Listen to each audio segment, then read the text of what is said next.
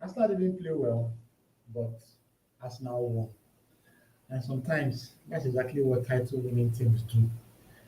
Tonight's win was quite scrappy. It was tense, it was uncomfortable, but guess what? The 3 points were very huge. So let's talk about it.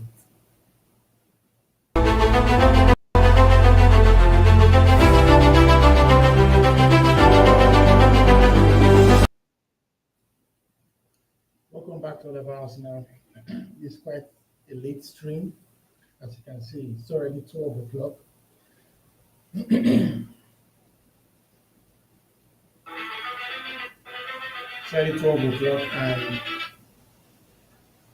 I'm kind of tired, but I'm still kind of buzzed. Arsenal 2, Wolves 1. My word, they made us suffer for that one. This wasn't champagne football. This wasn't dominance from start to finish, but this was character, and that matters a lot in the title race. Arsenal played very well to a certain degree, but at the same time, they also struggled. But I didn't expect Wolves to even hit Arsenal back that late. There was drama, there was intensity, but in the end, we got the 3 points, and that's all that matters. Starting with the confirmed lineups, and obviously we had the Champions League game against Club.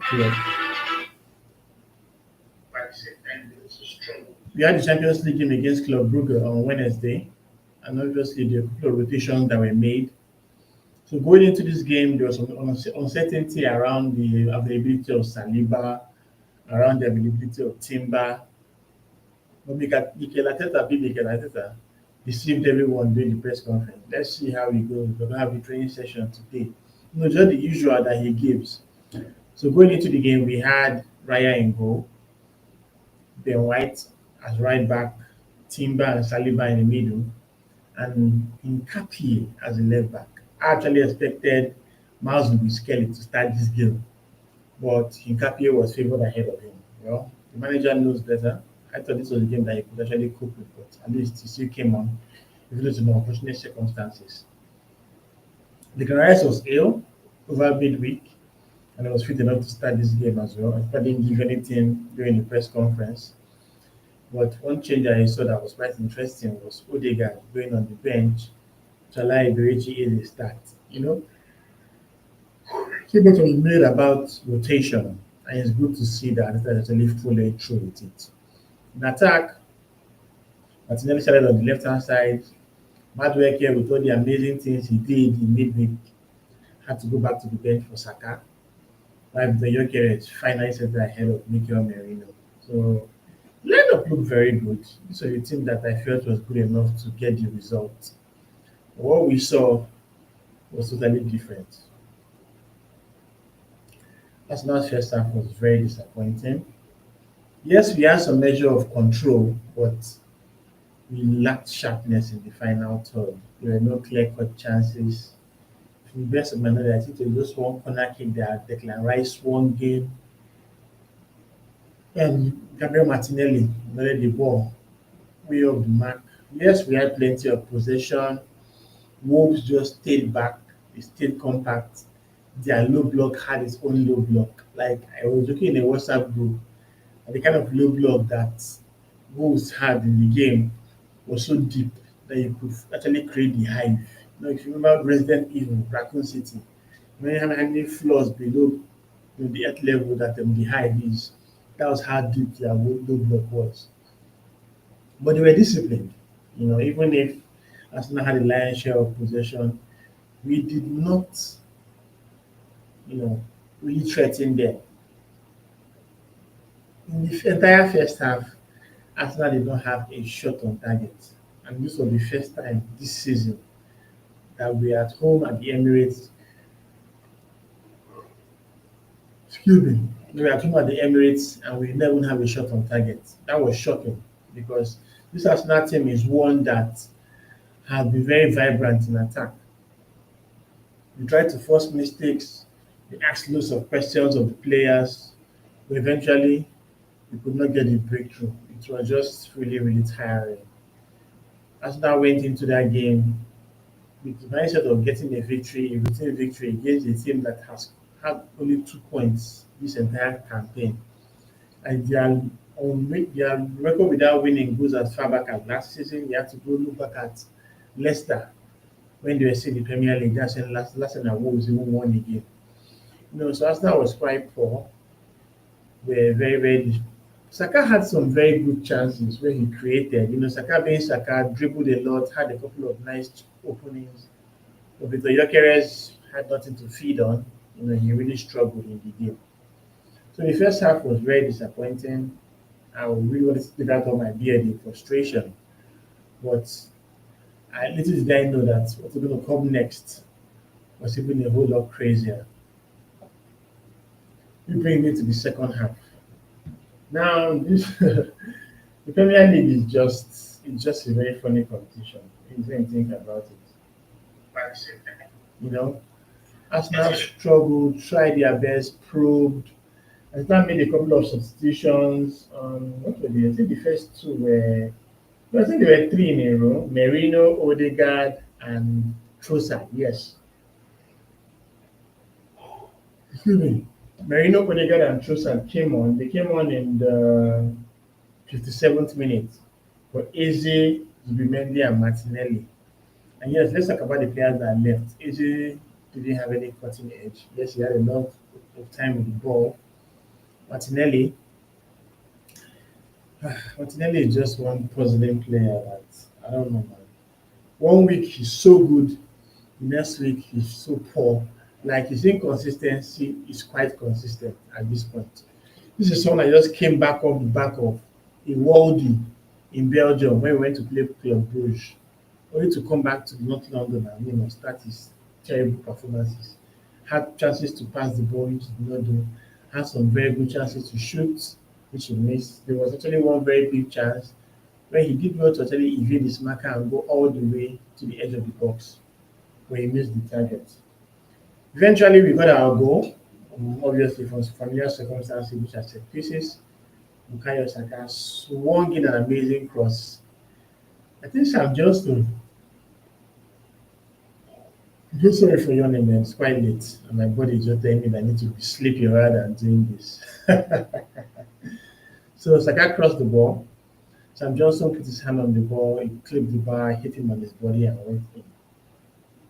And you could feel the relief at the Emirates. Like everyone was tired, everyone was just happy that the ball had gone in. Because obviously, this was going to be a win that we need to have prior to Man City playing against Crystal Palace tomorrow or today, since we're already on Sunday. You know? So when that ball went in, everyone was happy, everyone was elated, only to now see Wolves, who had been on the back foot for the entire game, make some interesting attacking changes. And guess what? They got an equalizer from Tolu Akorodare in the 90th minute. Yes, 90th minute. And this was looking like Arsenal of last season, where out of the 14 draws we had, we're leading in 9 of them, and obviously the opposition came back.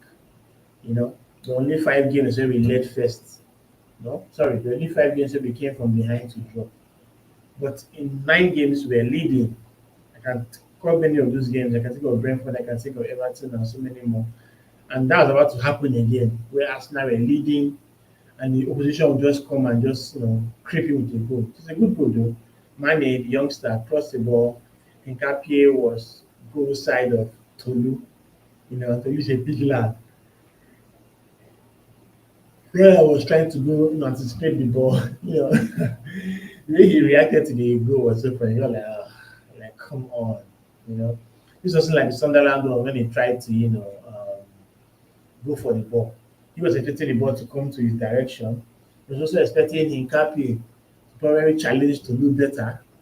But unfortunately, Hincapié kind of was on his goal side and preventing. So now a question of what were we going to do? 6 minutes injury time. Wolves obviously had to change their shape because they have now switched from attack to defensive mode.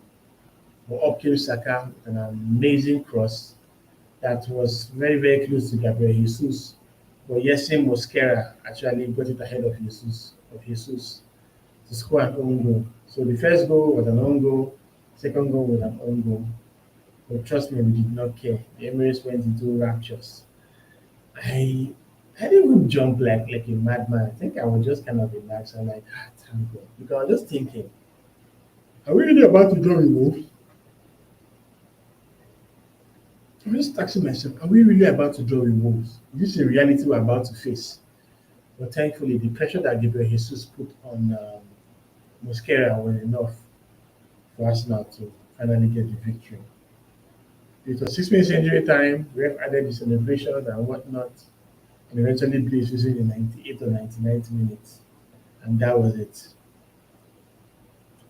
So let's talk tactics. Our build-up play was so slow.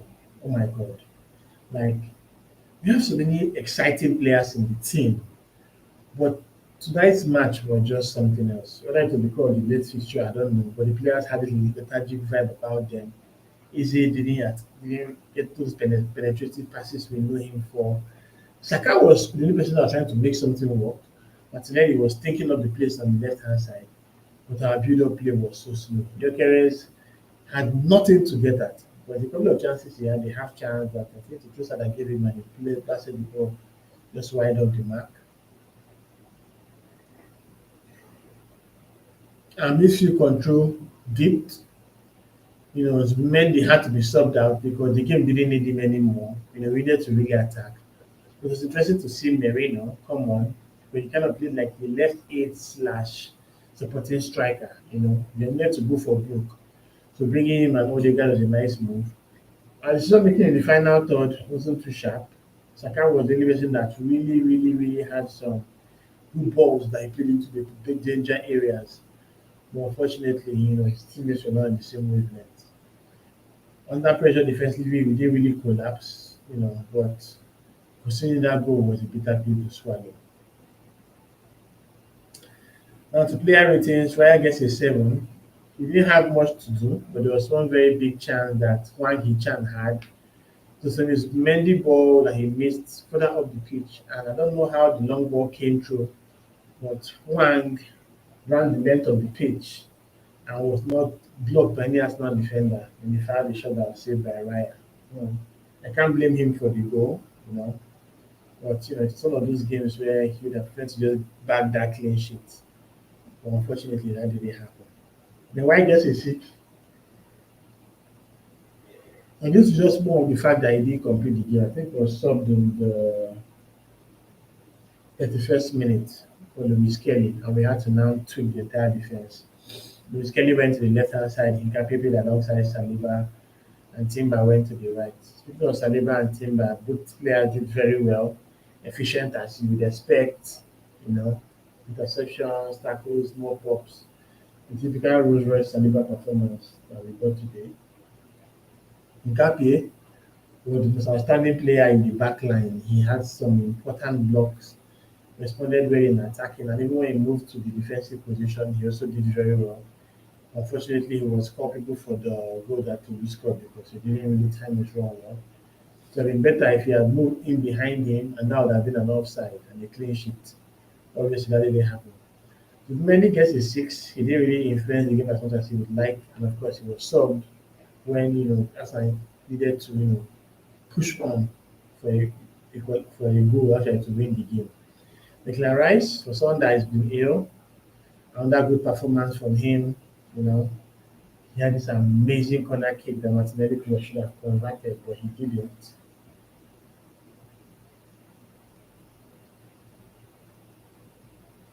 Saka obviously had an amazing game. Yes, I love the fact that he has someone like Madueke, apologies, fighting for his place. And you can see how he brought his A game tonight. He cooked the left wing back for Wolves several times.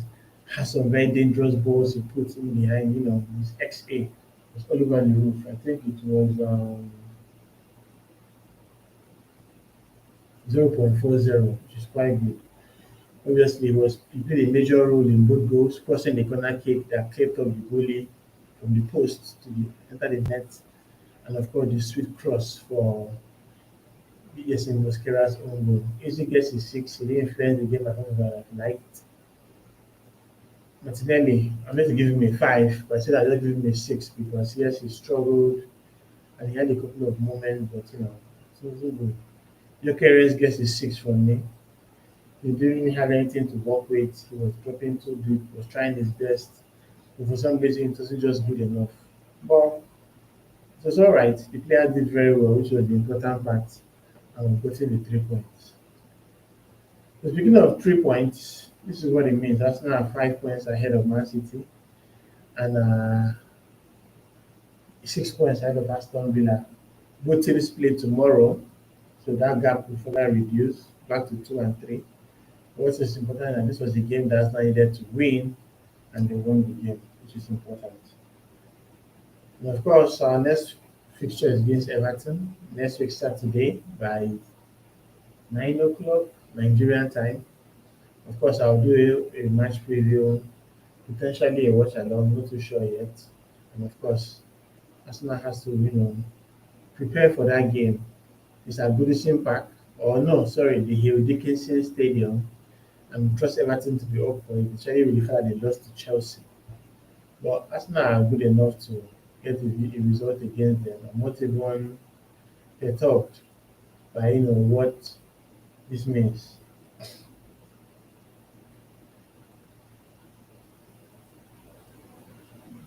So yes, our title mentality was on show. We were not at our best. The pressure was on, but we took all 3 points. And that's what champions are made of. You don't dwell too much on this type of things that are not working out well. And just focus on where you have control, where you can do well. You know.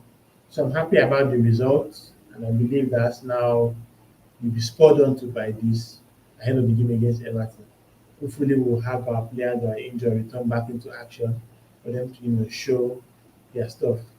And as we do this, I really hope that we can get the results we need against Everton because it will be a very tough match. So guys, what do you think about the game? Please put your thoughts in the comments. Looking forward to seeing you guys on the next stream.